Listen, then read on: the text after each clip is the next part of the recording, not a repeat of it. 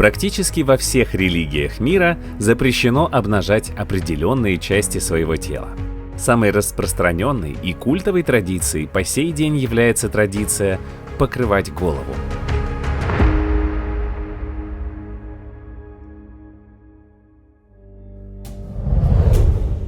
Правила древних цивилизаций майя, инков, ацтеков предписывали надевать головные уборы людям высокого ранга.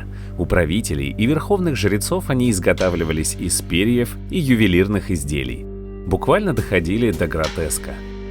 В обычной жизни знать предпочитала более легко носимые тюрбаны из ткани.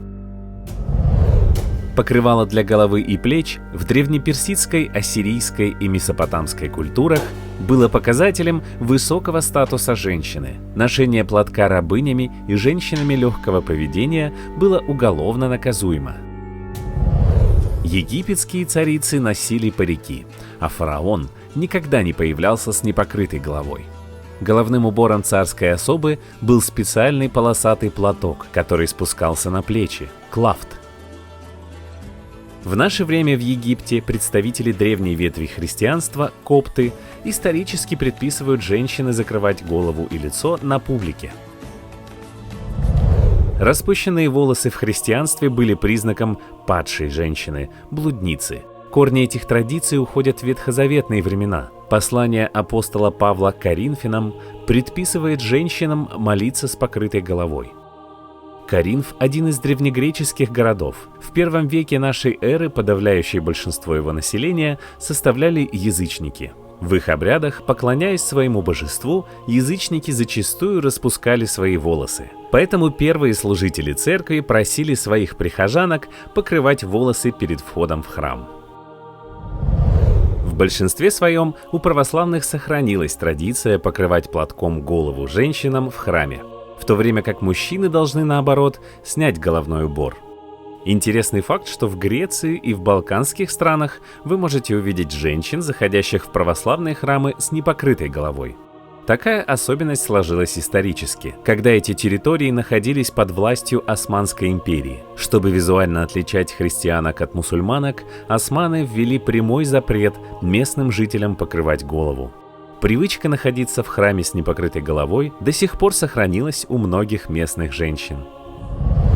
В англиканской церкви женщины обычно носят головной убор во время посещения официальных религиозных служб, таких как церковные свадьбы. В основном это шляпы. В католической церкви нет обязательных требований к дресс-коду, кроме Ватикана. Чтобы посетить Ватиканский собор, одежда прихожан должна прикрывать плечи и колени. Это является обязательным условием. В государствах с буддистской традицией тоже придерживаются того, чтобы одежда прикрывала колени. Как правило, у входа в святыню лежат саронги, которыми можно прикрыть нижнюю часть тела. Значимым символом восточной, африканской и бразильской культуры является тюрбан. Известно, что он существовал еще до 570 года нашей эры и выполняет важную религиозную функцию. Это материальный символ, укрепляющий духовное осознание, некая граница между верой и неверием. Индийский тюрбан наделен мистическим и сакральным смыслом. Носить тюрбан могли исключительно представители высших каст, и его высота и вид без слов представляли касту владельца, финансовое положение и религию. Мужчины не должны были стричь волосы и использовали тюрбаны для их наматывания. Некоторые считали, что он защищает их третий глаз от посягательств злых сил и недобрых людей. В мусульманском мире сам пророк Мухаммад носил челму и заповедовал носить ее всем представителям ислама.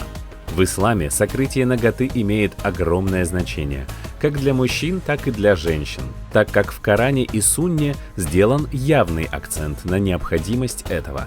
Те части тела, которые с точки зрения религии запрещено видеть и показывать, в религиозной литературе называются ауратом. Значение этого термина – скрытое тайное место. У мужчин и женщин он разный. У мужчин ауратом является часть тела от пупка до колен, а у женщины – все тело, за исключением лица, кистей и стоп.